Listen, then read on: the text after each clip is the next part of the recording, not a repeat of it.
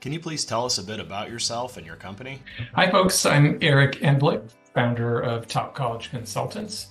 I'm a psychologist and educational consultant working with students with learning differences worldwide. And I manage a team of folks around the US, and our students are all over. And we help students with various learning differences such as autism, ADHD, dyslexia, as well as mental health challenges through the college readiness, application, and transition process. What advice would you have for students and their families about whether college is the right next step? You know, there's lots of potential pathways after high school. College isn't the only pathway or the right pathway for all students, and it's important for students to figure out what's best for them. You know, if you go to a four-year college straight from high school, which certainly in lots of high schools, that's the norm, you're making a couple of big life changes at the same time. You are going from high school level academics to college level academics, and you're going from generally, living at home with your family, parents or guardians, to living away from home, both at the same time. So that's two big life changes. If you, let's say, go to a community college and continue living at home, then you're just making one of those shifts. You're shifting to college level academics, but you're not shifting your living situation. And for some students, that can be a better option. It also happens to be typically a much cheaper option than a four-year college. And then, if you happen to have a great job opportunity right out of high school, whether it's working for the family business or a business that you've started yourself and that's working out well, then go with that and save money. You can always go to college later on, especially if you're not sure what you want to do in college or why you want to go to college. And then there's students who have, a skill set that maybe they like working with their hands, and maybe working in a trade would be a better option for them. Maybe they're not really into going to class and really struggled with high school, so that 4 more years of school is not necessarily the best option for them. So, what are some of the skills that parents should look for to assess their students' college readiness? So if your child has already been away from home, let's say gone to a pre-college program on a college campus for a few weeks, and that went super well and it was a wonderful experience, or maybe they've gone to overnight camp or had other experiences away from home, or maybe you've left them at home. Maybe the parents have gone away for a weekend, left the child at home. Or if you feel like you could go away for a few days and your child would be just fine, would stay on track, would take care of themselves, then they might be ready for college. If you have concerns about any of those things, or they haven't had those sorts of independent experiences, then maybe they need to continue working on skills while they're in high school. We distinguish between being college capable and college ready. So if your child is taking challenging courses in high school, like the 8 honors courses, AP courses, IB, dual enrollment, accelerated, and they're getting good grades, A's and B's, and they're just kind of sailing along academically, then there's a good chance that they are college capable, that they can handle the rigor of college academics. But that's different from being college ready, from being ready to live away from home, live in a dorm, get along with the roommates, self-advocate with professors, make your own appointments, manage your time, get your homework done without your parents reminding you, get up and get ready for class without anybody waking you up. So those are sort of two different skill sets. And if you are currently, as a parent or guardian, really heavily involved in helping your kid succeed in high school, whether that's getting them up in the morning, doing their laundry, reminding them to get their homework done, making appointments for them, whatever it might be, advocating for them with school staff, then high school is the perfect time to start shifting those responsibilities onto your child in a gradual way. So let's say you make all of your appointments for your child, for the dentist or eye doctor or counselor, starting to sit down with your child and say, okay, here's how it's done. Here's the phone number, the website. Here's how I do it. I'm going to coach you through it while you do it. And then you're going to do it independently from now on. So if you can start to shift those things, get your kid to wake themselves up, go to bed on time, manage their hygiene, all that stuff, then there's a good chance that they will be ready. Any advice for parents who feel their students may need some extra time to become college ready? If they still need to work on those skills, they could take a gap year, they can go to college readiness programs over the summer. There's lots of ways to kind of build those skills. You can hire an executive function coach if they struggle with organization and time management. Lots of ways to build those skills, whether or not they're going to go to college, but especially if they're going to move out of the home and go to college. How would you characterize the levels of support offered at various colleges? I'm just going to kind of outline what I think of as 3 different levels to help kind of wrap your minds around this somewhat complex topic. So if you go to a college in the US, almost all colleges are going to provide disability accommodations under federal law. With very few exceptions, there is sort of a basic level of disability support that must be provided. And so if you go on a college tour while your kid's in high school and you ask, hey, my kid has ADHD or dyslexia, what kind of stuff can you do at this college for my kid? If you're asking that of admissions folks in the information session, which is not where I recommend asking those questions, but if you do, they're going to say something that will probably sound very encouraging, like, oh, we've got lots of kids with those diagnoses. We have this great disability services office, and they can get extra time on testing. They can get testing in a separate room. They can get professors' notes, and they'll run through these things, potentially. I'm not saying everyone's going to say the same thing. But it's important for you to know as a parent or guardian that is the basic level that every college will provide by federal law. That isn't some sort of special service unique to that college. What you want to see is, do they go above and beyond the minimum, which I think is sort of level 1. Then the next level would be an additional service. Maybe they have peer mentors, an upperclassman who will work with your student, or maybe they have academic coaches, similar to executive functioning coaches, which might be free or might be at a small charge to help your child be more organized and manage their time. Or maybe there's a neurodiversity club or an autism club or a disability club. So maybe there's 1 or 2 special services above and beyond what every college offers. And then beyond that, at sort of the highest level of service would be a comprehensive support program. And there's a number of colleges that have these programs, and I've listed them in our database, which I update regularly on the Top College Consultants website. That's topcollegeconsultants.com. You can see a database of over 200 colleges that you can sort by state, and you can see what the prices of these programs are. If you're wondering, well, where are the colleges that have some special programs, learning support programs, autism support programs? And those programs may have multiple components. So yeah, they may have academic coaching and peer mentors and priority registration and a special summer bridge program before your child starts college and other bells and whistles. Maybe there's social events or social skills workshops. So some colleges have these robust, comprehensive programs with multiple components. Those often, not always, but often have an additional cost of thousands of dollars above and beyond tuition. And so those are really important to know about. Now, separate from that, there happen to be a couple of colleges in the US that are exclusively for neurodivergent students with learning differences. There's only 2 of them, and those don't have like special programs. The supports are just sort of baked into the curriculum and the way the college operates. And then if your child falls in love with some other college that isn't on that list or isn't one of the ones I've described, doesn't have anything special, but they really do need more support, you can hire folks on your own. There are standalone support programs not affiliated with a college that you can hire and add on to the college to get the support that you need.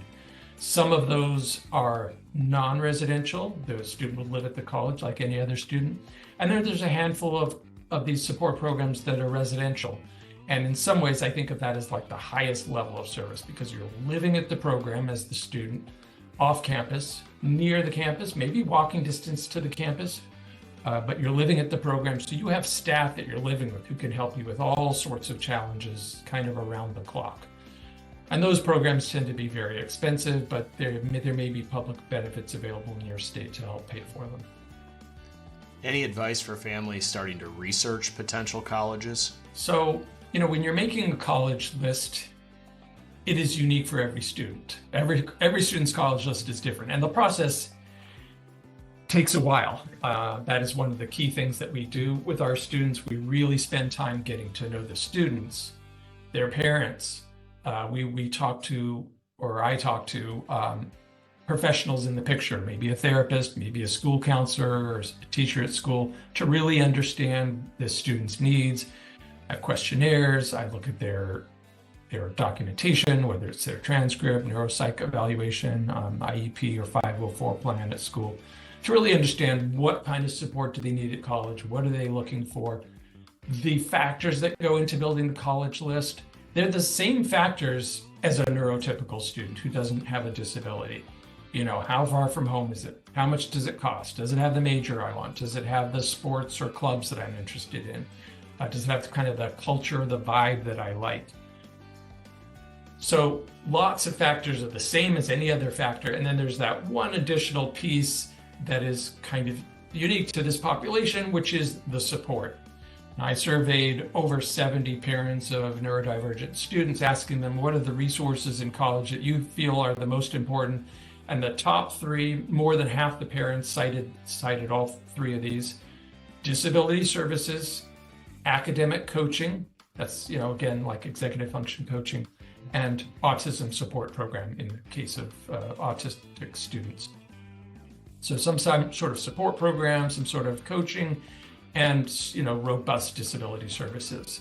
So that's where finding these colleges that go above and beyond comes in. We have that database on our website to help families find those programs, even if they're not going to hire us. I give this information for free. A lot of the families that I talk to don't want their kids very far from home. And then some of the kids I work with have very specific academic interests. Just this past year, for example, I had 2 students, not one, but 2, who want to be ornithologists. That's bird scientists.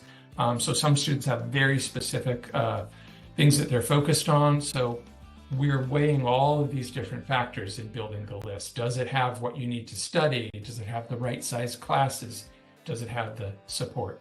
And again, sometimes a student says, wow, there's this college that's perfect for me. It has what I want to study. It's not that far from home. It's not super expensive, but it doesn't have any special disability supports, in which case we might look for other programs or services outside the college to kind of meet their needs. And once the student has created that initial list, what would you recommend next? So there's a lot of ways to research colleges. In some ways, to me, the gold standard is an on-site, in-person tour. Going to colleges, boots on the ground. There's no substitute for sort of getting the feel of what it's like. Who are the kids who are going there? What's the kind of attitude of the staff and faculty who work there, et cetera. But that's just one way. You can do virtual tours. You can at least start on the website, learn through the website, or a virtual visit or campus tour through the website to see, is this even worth driving to or flying to make an in-person visit. You can go to college fairs, which allow you to look at many colleges in a short time. That might be an in-person fair, or it might be a virtual fair. We help students find those fairs. It could be college reps who are coming to your high school. So multiple ways to do that research and get to know colleges. Hopefully at some point it includes a tour somewhere along the way, but it doesn't have to be the first step. Any tips for making the best use of your time while on campus?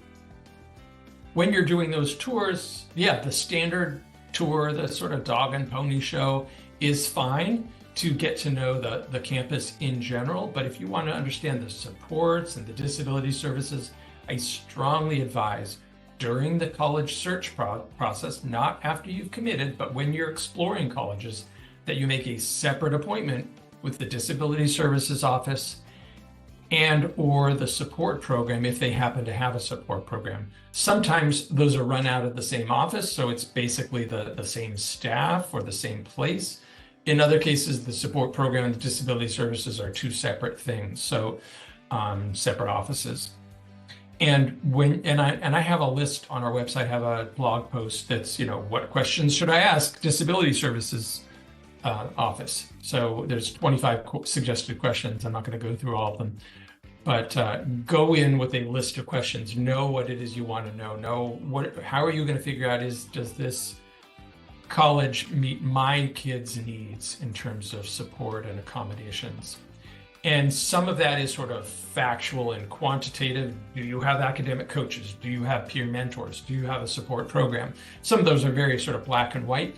Other ones are more qualitative. So I was talking to one of my students who's a senior who's deciding between the last 2 or 3 colleges, and he's been talking to Disability Services himself and really trying to get a feel for the sort of way they answer the questions. Not just do they have accommodations, because all colleges do, but is it kind of like, oh yeah, we really bend over backwards and go out of our way to meet your needs? Or is it like, this is what we have, take it or leave it. If it doesn't work for you, oh well, too bad.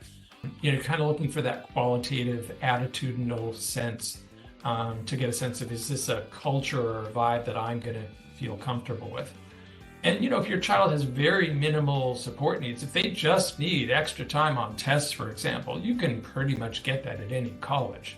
But if they need, something a lot, more than that, then you want to be pretty discerning. So you want to do those visits and those meetings when you're exploring colleges. I manage a Facebook group. I co-manage a Facebook group of parents of neurodivergent college-bound students. At the moment, it's over 19,000 parents. By the time you hear this, it's probably going to be 20,000 parents. That is a great place for parents to learn from each other, to go on into the group and say, hey, does anybody have a kid who went to this college? Does anybody know what the disability services are like at this college? And get that sort of qualitative sense for how supportive are they really. And by the way, we've been talking about support services.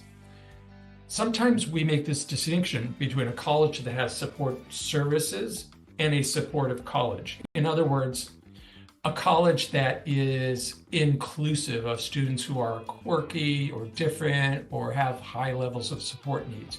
You want to be somewhere where you're not going to be teased, bullied, marginalized, as many, many neurodivergent students have been when they were growing up. I'm neurodivergent myself, as are my own kids. So I know this firsthand. If you're different in any way, there's a good chance you've had a bad experience socially. So you want to be somewhere where it's a very warm, welcoming culture.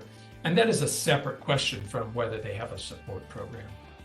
And then when applying, a lot of students want to know whether they should disclose their diagnosis. Happy to do that, Matt. So this question comes up a lot, comes up over and over again, whether and how to disclose a diagnosis or a disability when you're applying to college. And it comes up often enough that I actually did a conference presentation. I have a link to the recording on our website. I'll try to give you the short answer. Like everything else, it depends. Ultimately, it is up to the student. There is no blanket answer of yes or no. It is the student's choice. I always empower my students to make these choices, just like it's their choice where they want to apply to college, whether I disagree or agree with them. So, and I think of sort of 2 different kinds of disability disclosures. If there's something in your high school record, in your transcript or your high school trajectory that is unusual, surprising, unexpected, confusing, that colleges are going to look at and say, what's going on here? Then it could be to your advantage to explain that. I should also say, across the board, there's no advantage or disadvantage to disclosing a disability. In other words, you don't get extra points for disclosing a disability. It doesn't open the door for you to get into college, and you don't get discriminated against. There's no evidence that you will automatically be rejected because you have a disability. Why would colleges have disability services offices if they weren't in admitting students with disabilities? But if there's something confusing or puzzling in your transcript, say your grades went up or down, you took time off during high school, you didn't take expected courses, like there's no foreign language on your transcript, something kind of unusual, that might bear explanation. And I've had lots of students do this, not in the essay, but in the little place in the Common App we call the additional information section, where they say, hey, I had a disability waiver for foreign languages. That's why I didn't take any foreign languages in high school. And by the way, I have a student right now who's a senior who got into a college, a flagship state university that says right on their website, you have to have 2 years of foreign language to get in. He had 0, but because he explained it on his application, he still got in. So it can be useful to explain things on the Common App as to why there's something sort of surprising or unusual in your transcript. And that can actually, again, sort of help you so that the college doesn't just look at your transcript and say, whoa, this is weird, we're not going to accept you. That's one category. Even if there's nothing out of the ordinary and you have, straight A's on your transcript, it looks fantastic. I have lots and lots of students I've worked with who feel that their neurodivergence or their disability is a central part of their identity. It is a key part of who they are. And the essay for the personal statement or the Common App essay is supposed to help colleges get to know you. Who are you? What makes you unique? Well, many of my students feel like, hey, if you want to get to know who I am, I've got to write about my autism or my disability in order for you to understand my story. So no reason to think that disclosing it is going to hurt you. It actually helps colleges understand you and understand your story.